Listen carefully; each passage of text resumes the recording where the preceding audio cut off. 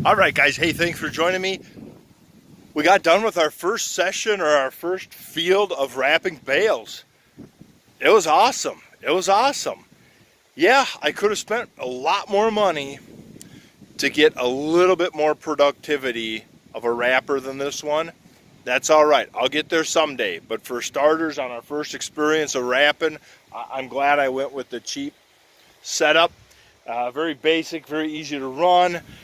Make sure you watch so you start out super slow and increase your hydraulic flow instead of starting out super fast.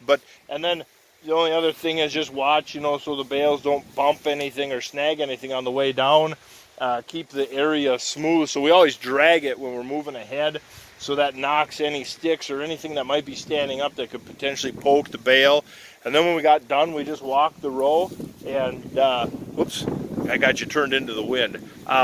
We just walked the rows, looked for any hole or any nick that might have happened and taped them up quick. This was slick. Me and the neighbor, he has a small dairy and he did the baling and Dad and I did the wrapping, and so that worked great. Instead of having a big tractor on a chopper barking away, having breakdowns and 2, 3, 4 wagons trying to keep going, and a bagger and a tractor there barking away, you had the little tractor here idling, and then the loader tractor just idling around scooping bales, and then the round bale tractor, you didn't have a 250 horse tractor barking away, you had a 110 horse tractor barking away on the baler. This was one of the most relaxing, almost boring in a way, haylage experiences. Normally we'd try and get it up in that harvester, and you're just racing as quick as you can back to the field to keep the chopper moving, and things break down, people are yelling, and it just isn't much fun.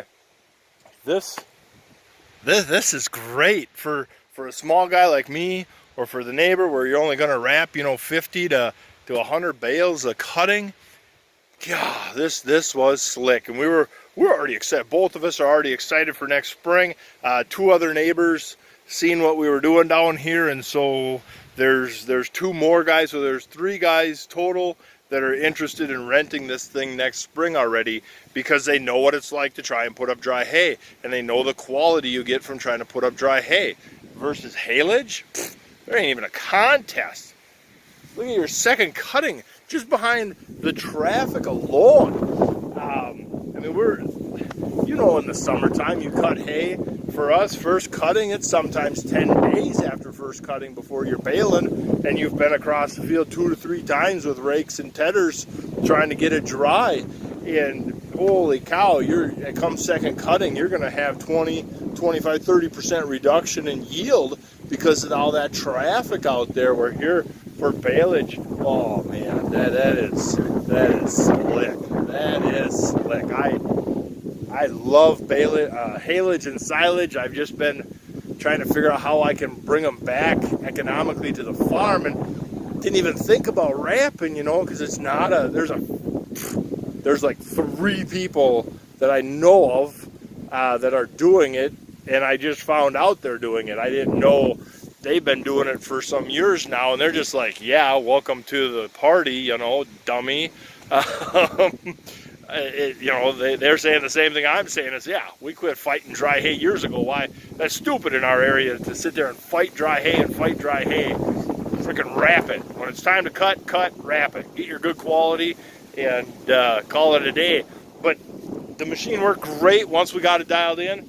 By the time we hauled in with 1 tractor, so just to haul in myself, and by myself, what I was doing was I'd set a bale on, I'd slow the thing down some, I'd set a bale on, hit the lever, it starts wrapping.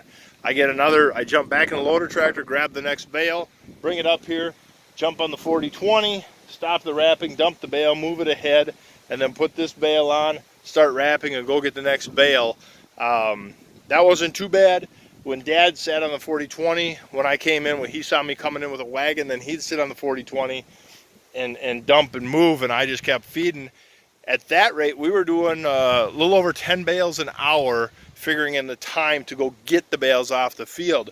If we had the loader on the 40-20, so we had 2 tractors hauling, a different tractor here. If we had 2 tractors hauling, and a person sitting on this tractor, I mean, then you're maxing the machine out at 20, 25 bales an hour, and that hey, that you get a lot done. 20 bales an hour at a steady pace all day, man, you are cleaning a field off pretty quick. And so, yep, I could have got a bigger one, but for learning this system, how wrappers work and all this and that, I'm glad I went the cheap route. It's awesome. I can't wait for a month for these things to ferment out, and we can get some samples taken and some quality paperwork in, so we know how to make rations and how to feed them and whatnot. But yeah, so guys, there wasn't much lesson to be learned here. This is just so simple. Yeah, there is a neighbor. He cut hay right up the road, and it's still out there. We cut Wednesday. Today's Friday. We cut Wednesday. We raked Wednesday night and baled Thursday, and we finished wrapping this morning. The last few, his dry hay. Granted, we got unseasonable, just spectacular week here, and his hay is still sitting there. And so now they're talking we had a little shot of rain this morning, but he'll gain some dryness throughout today. But then tomorrow, overnight tonight into the morning, they're talking some snow, and it's going to take all of Sunday, Monday, Tuesday for him to get baling, because then another week of wet comes in. And so this little thing paid for itself. I was kind of nervous, but everybody talks about the right tension on the wrap and all this and stuff. The machine's pretty much set up for it. You just load the wrap in and just start wrapping. The machine is just that simple. And yeah, it worked great. When we were done, we just walked up and down, make sure we didn't poke any holes in anything. Yeah. So simple. So glad we did it. I don't know. I'll leave it right there. I'm going to get this put in the shed and get back to beans, guys. All right. Well, thank you very much for watching.